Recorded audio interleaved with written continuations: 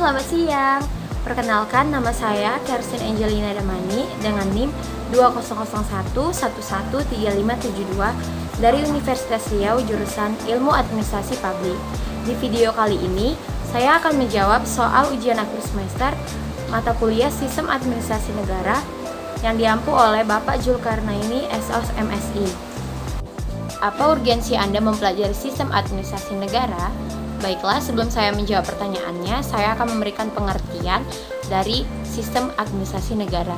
Sistem administrasi negara adalah sistem yang dipraktikkan untuk mendukung penyelenggaraan negara agar upaya bangsa Indonesia dalam mewujudkan cita-cita dan tujuan negara dapat terlaksana secara rinci, berhasil, dan berdaya guna. Maka urgensi saya mempelajari sistem administrasi negara yaitu 1. Saya dapat mengetahui apa itu dan bagaimana ruang lingkup sistem administrasi negara. Yang kedua, mengetahui perkembangan dan peran sistem administrasi negara. Yang ketiga, mengetahui pendekatan sistem dalam studi sistem administrasi negara. Yang keempat, mengetahui dimensi-dimensi nilai sistem administrasi negara.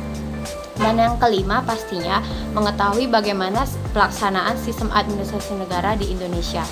Dengan demikian, maka tujuan nasional Indonesia yang tercantum pada alinea keempat pembukaan UUD 1945 dapat terlaksana atau dapat tercapai secara bertahap melalui pembangunan nasional yang direncanakan serta didukung sistem penyelenggaraan administrasi negara yang efisien dan efektif. Pertanyaan nomor 2. Bagaimana Anda melihat penanganan COVID-19 dikaitkan dengan konteks perencanaan pembangunan di Indonesia? Menurut saya, berbagai upaya telah dilakukan pemerintah dalam mengurangi kasus COVID-19 di Indonesia. Salah satunya dengan memodifikasi kebijakan karantina wilayah atau yang sering kita dengar dengan lockdown dan pembatasan sosial berskala besar atau PSBB yang bersifat lokal sesuai tingkat keparahannya di wilayah provinsi, kabupaten, atau kota yang penilaiannya ditentukan oleh pemerintah pusat melalui Kementerian Kesehatan.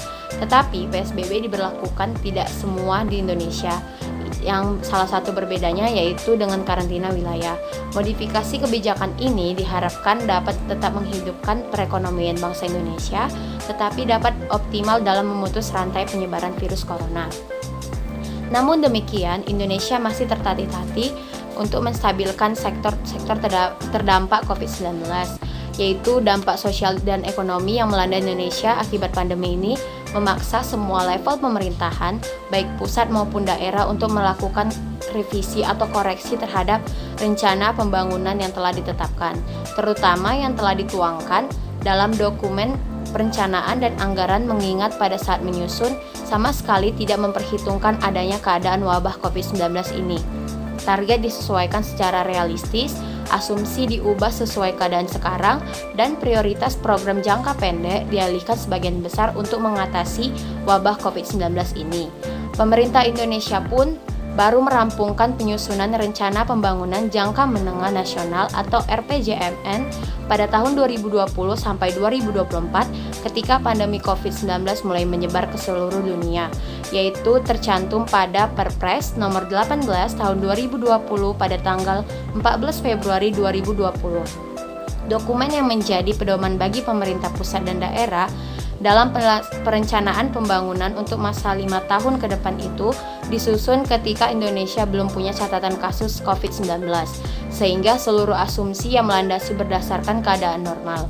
Indonesia juga sedang berusaha keras untuk menyeimbangkan pembangunan untuk mengurangi kesenjangan wilayah baik antara Jawa dan luar Jawa, juga antara kawasan barat dan kawasan timur Indonesia, mengingat di kawasan yang lebih miskin di luar Jawa dan kawasan timur ternyata menyimpan potensi besar yang selama ini tidak tergarap dengan baik. Pada periode ini, pemerintah Indonesia juga merencanakan membangun calon ibu kota negara baru untuk menggantikan Jakarta dengan lokasi di Provinsi Kalimantan Timur.